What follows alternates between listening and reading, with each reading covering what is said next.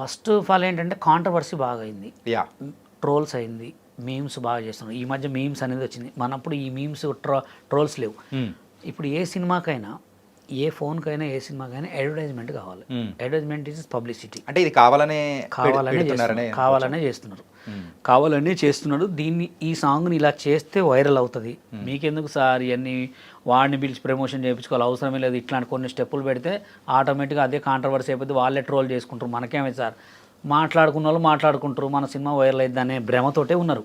కానీ శేఖర్ మాస్టర్కి already bad opinion పడిపోయింది. ఎందుకంటే ఈయన మరీ ఇంత ఘోరంగా చేస్తున్నాడు. సరే, ఆయన ఒక పెద్ద కొరియోగ్రాఫర్ అయి ఉండండి, ఈ స్టెప్ ఎన్నిట్లో పెడతారండి? ఒకటే ఇదే స్టెప్ మీరు రారా సామిలో ఉన్నది, ఆల్బమ్ సాంగ్లో రీసెంట్గా వచ్చిన దాంట్లో ఎన్నో సినిమాలలో ఉంది.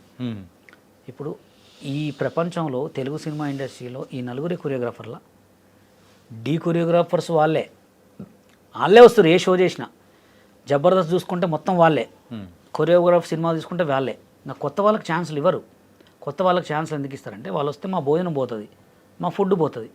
ఇప్పుడు అదే సాంగు మీరు చేసిన రాహుల్ సినిమా పేరు రాబిన్ హుడ్, అదే సాంగ్ నాకు ఇవ్వమనండి, నేను ఎట్లా చేస్తున్నా నేను చూపిస్తాను. ఆ సినిమా ఓన్లీ పిక్చరైజేషన్ సాంగ్, దానికి డాన్స్ అవసరం లే, ఓన్లీ ఎక్స్ప్రెషన్స్ ఉండాలా, కెమెరా వర్క్ ఉంటుంది అంతే ఆ సాంగ్కి. ఇది ఇట్లా లంగా ఇట్లా అనగానే ఓడు, నేను ట్రోల్ చూసిన లంగా అంటే ఇట్లా తొంగబడి చూస్తాను ఆ ట్రోల్లో. అంటే ఎక్కడికి అయిపోయిందంటే ఇది ఆటోమేటిక్గా జనాలకి ఇట్లా అయిపోయింది అనమాట. ట్రోల్ చేసుకుంటే నా సినిమా వెళ్ళిపోతుంది, రీల్ చేసుకుంటే నా సినిమా సాంగ్ వల్ల సాంగ్ హిట్ అవుతుంది, అలా అయిపోయింది. అంటే మంచికి వాల్యూ లేకుండా వెళ్ళిపోయింది. ఇక ఇట్లానే చేసినప్పుడు మంచి సాంగ్లు స్టెప్పులు పెట్టి, రాజసుందరం మాస్టర్, లారెన్స్ మాస్టర్ చేసినప్పుడు గ్రూప్ స్టెప్పులు పెట్టినప్పుడు ఇట్లా గ్రూప్ పెట్టి ఇట్లా మూమెంట్ చేస్తే ఎవడు చూస్తాడై, ఇట్లా గుద్దే కావాలా మొత్తం, అట్లా అయిపోయింది. అంటే శేఖర్ మాస్టర్కి ఆల్రెడీ బ్యాడ్ ఒపీనియన్ పడిపోయింది. కొత్త కొరియోగ్రాఫర్లకు ఇస్తే కొత్త వాళ్ళు. ఇంకోటి కూడా ఏంటంటే, ఇప్పుడు మనం బిజీ ఉన్న హోటల్కి పోయినాం, బాగా బిజీ ఉన్న హోటల్కి పోతే వాడు ఆ దోశలో కొంచెం ఉప్పేత్తర సప్పేత్తర ఇట్లా తీసి ఎత్తనే ఉంటాడు. అదే కొత్త వాడి దగ్గర పోతే నీట్గా ఇస్తాడు.